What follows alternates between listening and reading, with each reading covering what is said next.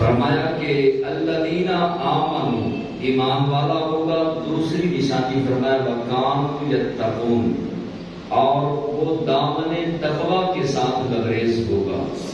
یعنی کہ وہ تقوی اور پرہیزگاری کے اہم منصب پر فائز ہوگا اور تقوی اور پرہیزگاری کے ساتھ اپنی زندگی کو گزارے گا. تقوی کسے کہتے ہیں؟ تقوی پرہیزگاری کو کہا جاتا ہے. تقوی گناہوں کو چھوڑ دینے کو کہا جاتا ہے. تقوی اللہ سے ڈرنے کا نام ہے اور تقوی اللہ تبارک و تعالیٰ کے احکامات پر، اللہ کے حکموں پر عمل کرنے کا نام ہے.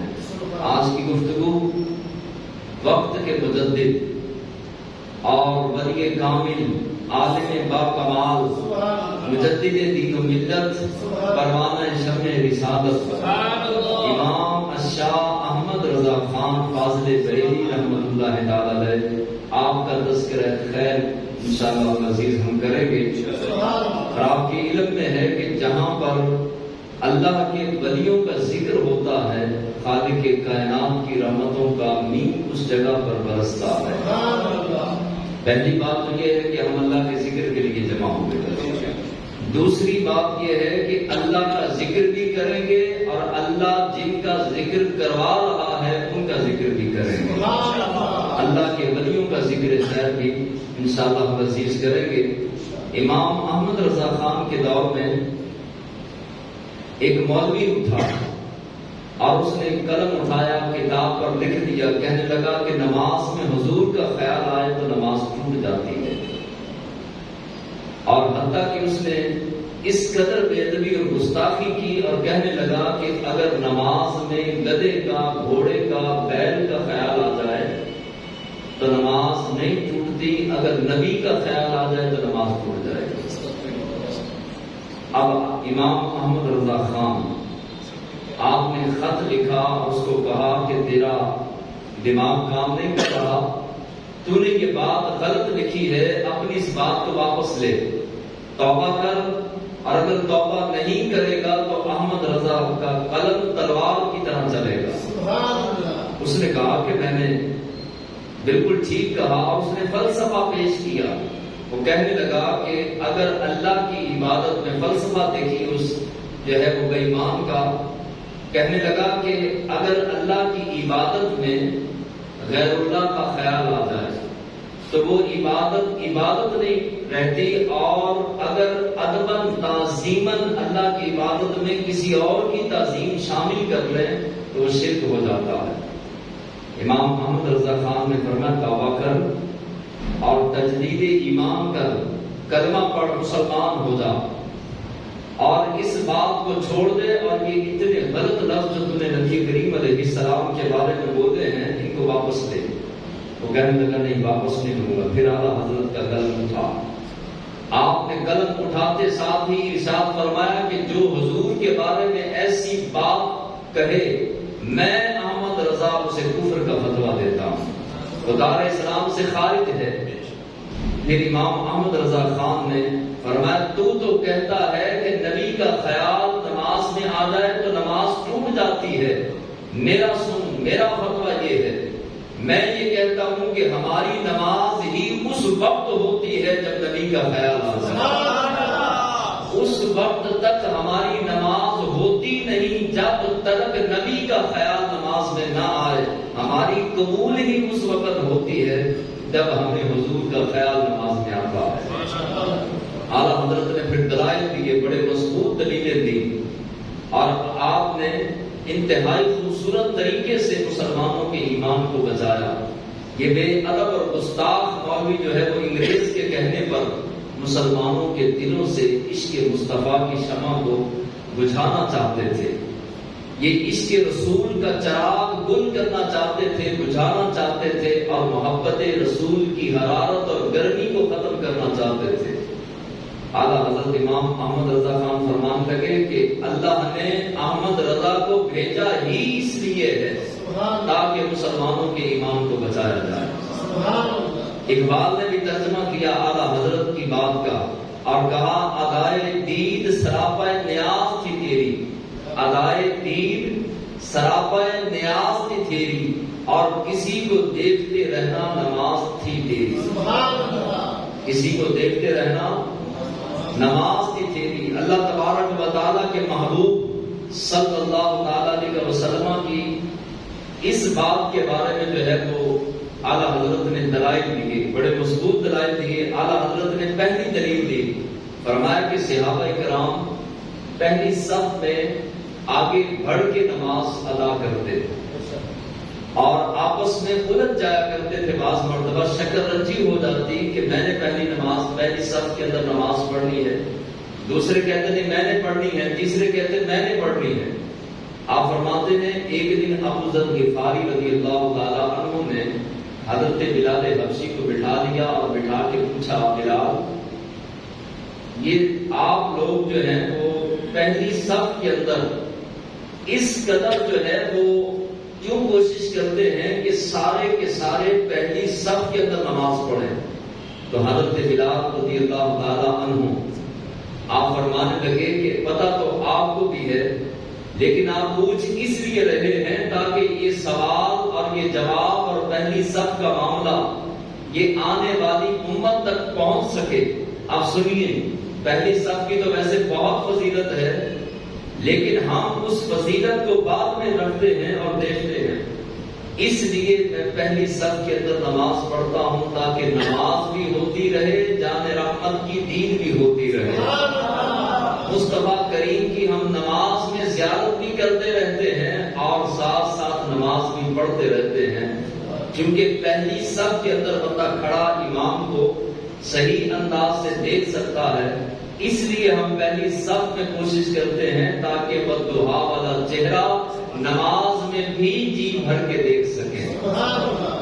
اور پھر آپ نے جو ہے دوسری دلیل دی، کہا کہ نبی کریم علیہ السلام ایک قبیلے کی صلح کروانے کے لیے تشریف لے کر گئے۔ اللہ کے محبوب علیہ السلام ایک قبیلے کی صلح کے لیے تشریف لے کر گئے اور فرمایا کہ اگر میں لیٹ ہو جاؤں تو ابو بکر پیچھے سے نماز پڑھا دینا، نماز پڑھ لینا۔ اب نماز کا وقت ہو چکا، صحابہ کرام بار بار جو ہے وہ باہر کی طرف دیکھتے ہیں کہ حضور تشریف لائیں اور نماز ہمیں پڑھائیں، لیکن تاخیر ہو گئی۔ بلال حبشی رضی اللہ تعالیٰ عنہ آپ فرماتے ہیں کہ میں نے صدیق اکبر رضی اللہ تعالیٰ عنہ سے کہا، جناب آپ تشریف لائیے اور نماز آپ پڑھائیے۔ صدیق اکبر مصلی پر بیٹھے، بلال حبشی نے اقامت پڑھی، نماز شروع ہو گئی۔ صحابہ کہتے ہیں کہ اچانک حضور کے بدن نور کی خوشبو آنا شروع ہو گئی، حضور کے جسم لطیف کی خوشبو آنا شروع ہو گئی۔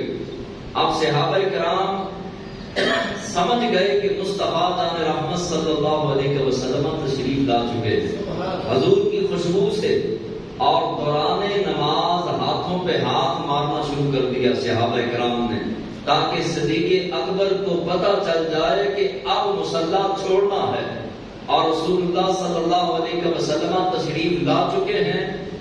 اب صفوں کے درمیان میں دو صفیں پھٹی، تیسری، چوتھی، پانچویں، چھٹی، بعض علماء نے کہا کہ 9 صفیں تھیں۔ 9 کی 9 صفیں جو ہیں وہ صحابہ کرام نے راستہ بنایا، حضور تشریف لائے۔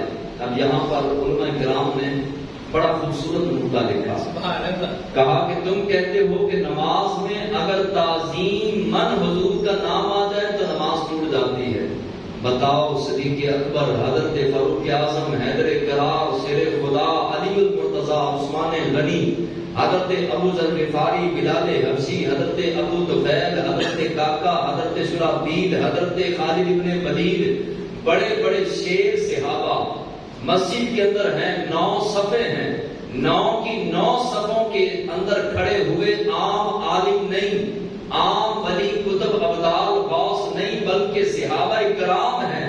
وہ نماز میں رسول اللہ کا ادب کر کے بتا رہے ہیں کہ جن کے صدقے نماز قبول ہونی ہے ان کا ادب ضروری ہے، جن کے صدقے عبادت قبول ہونی ہے پہلے مصطفیٰ کی تعظیم اور پہلے حضور علیہ السلام کا احترام، تکریم اور محبت، اور بعد میں عبادت۔ ایک بندہ ساری زندگی عبادت کرتا رہے، حج کرتا رہے، زکاتیں دیتا رہے، روزے رکھتا رہے، مصلی پر کھڑا رہے، صبح کو روزہ رکھے، رات کو شب بیداری کرے، لیکن دل کے اندر اس کے عدم مصطفیٰ نہیں، حضور کا پیار نہیں، تعظیم نہیں، محبت نہیں، پیار نہیں، الفت نہیں، چاہت نہیں، مودت نہیں، عشق نہیں، تو دنیا اور آخرت کے اندر کالی ٹاکی پر باندھ کر اس کی تمام عبادتیں اس کے منہ پر مار دی جائیں گی اور کہا جائے گا جس محبوب کے لیے یہ ساری کائنات کی رونقیں سجائیں،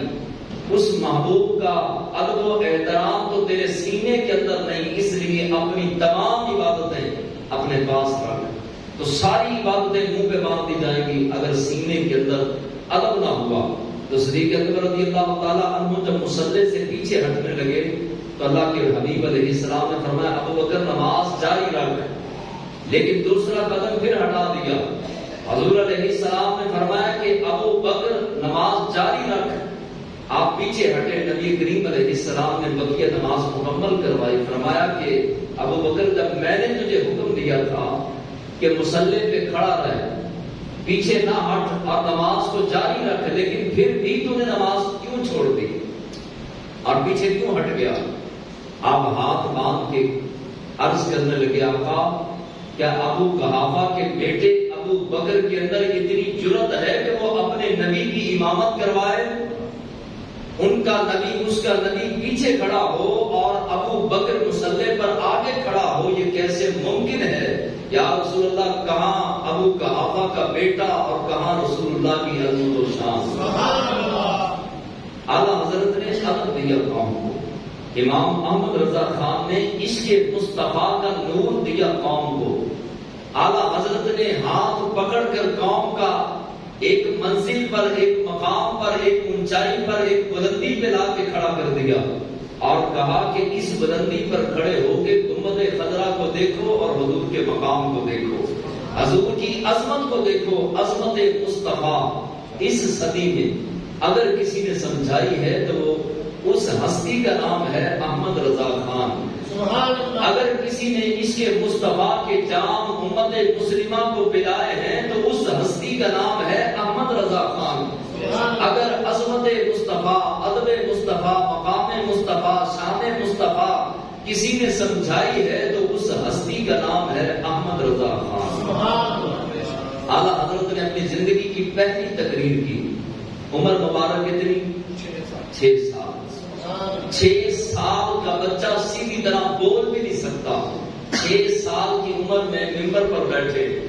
اب سننے والے کوئی عام بندے نہیں تھے، آپ سن کر حیران ہوں گے جو عوام کے اندر امام احمد رضا خان کی پہلی تقریر سننے والے لوگ تھے، اس میں سے تقریباً 1200 محدثین بیٹھے ہوئے تھے، 800 یا 700 کے قریب حافظ قرآن بیٹھے تھے، بڑے بڑے علماء، محدثین، مفسرین، بڑے بڑے مشائخ، بڑے بڑے پیر، تو بیٹھ کر امام احمد رضا خان کی تقریر سن رہے تھے۔ امام احمد رضا خان نے پہلی تقریر فرمائی اور دورانیہ کتنا تھا، آدھے پونے گھنٹے کی یا 1 گھنٹے کی تقریر عالم کرے تو اس کی بیٹری ڈاؤن ہو جاتی ہے، لیکن وقت کے امام احمد رضا خان آپ نے پورے 2 گھنٹے کی